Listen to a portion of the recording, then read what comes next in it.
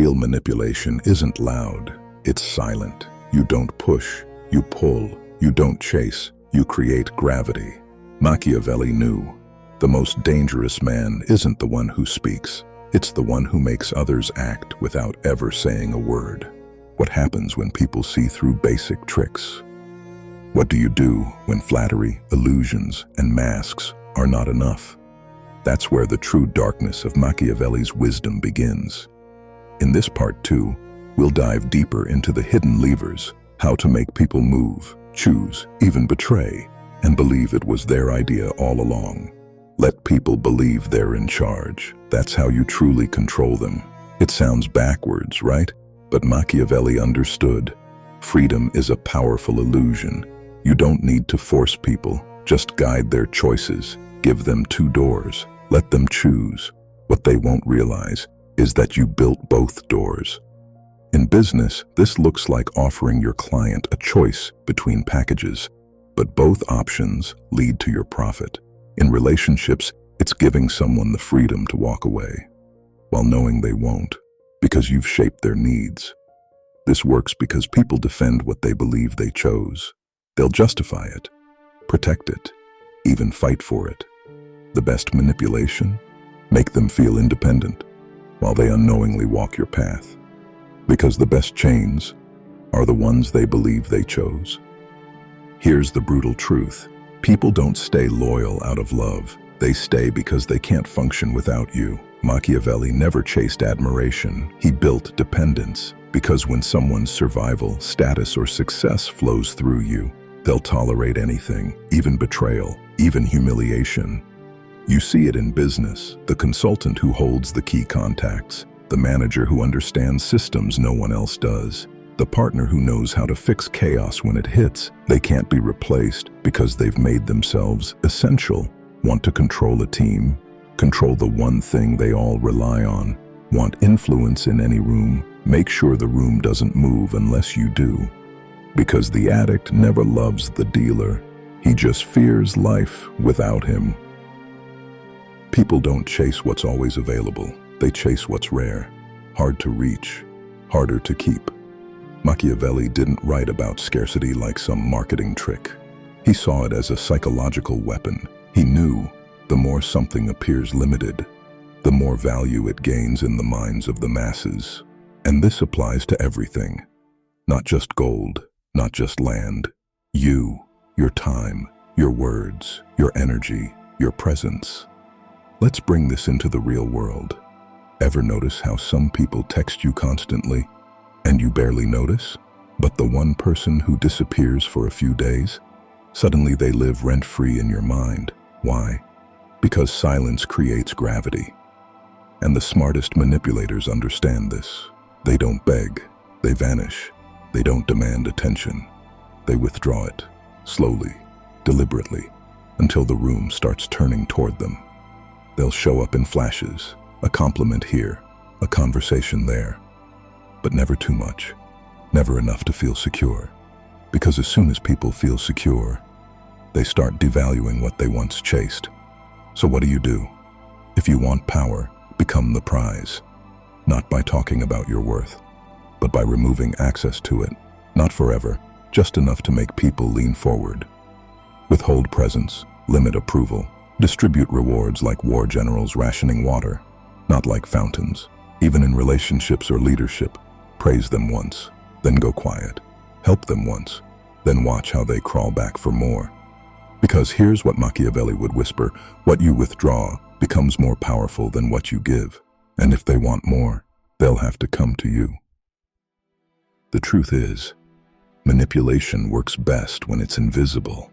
Once they know you're pulling the strings, the spell is broken. Control turns into resistance, respect turns into resentment, and power slips through your hands. Machiavelli understood this. The real master doesn't bark orders.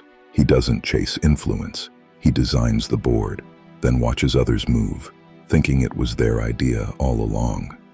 So if you're loud, obvious, trying too hard to lead, they'll see you, and they'll fight you.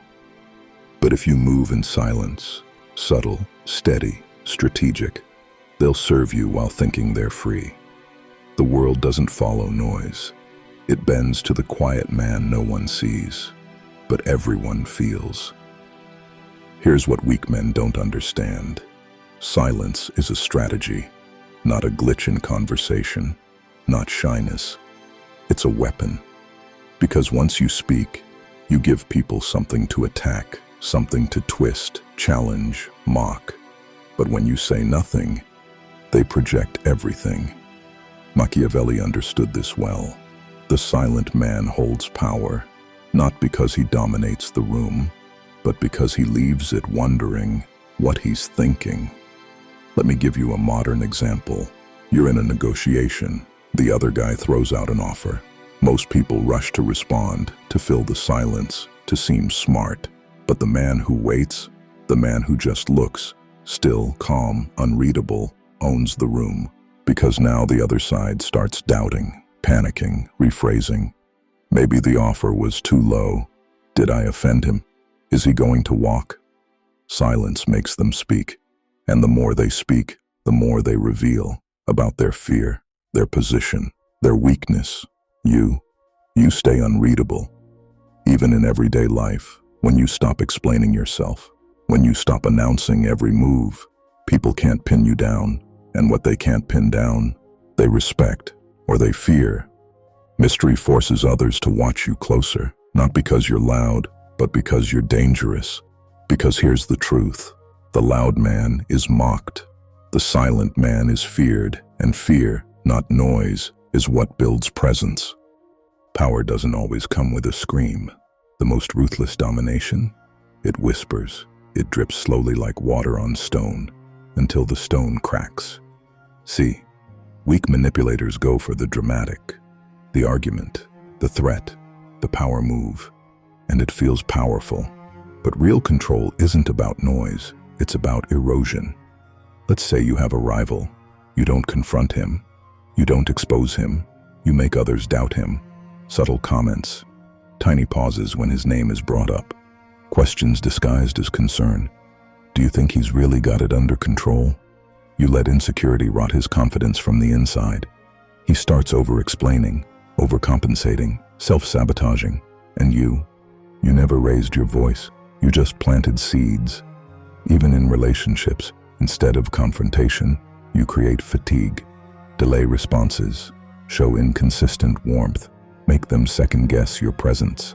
Eventually, they chase you, not because you forced them, but because they're starving for stability you used to offer. This is what Machiavelli meant when he said, "The strongest walls fall not to cannons, but to termites." Not war, decay. That's how you break people without them realizing they were broken. No scars, just surrender. Imagine this. You walk into a room, no shouting, no commands, no performance.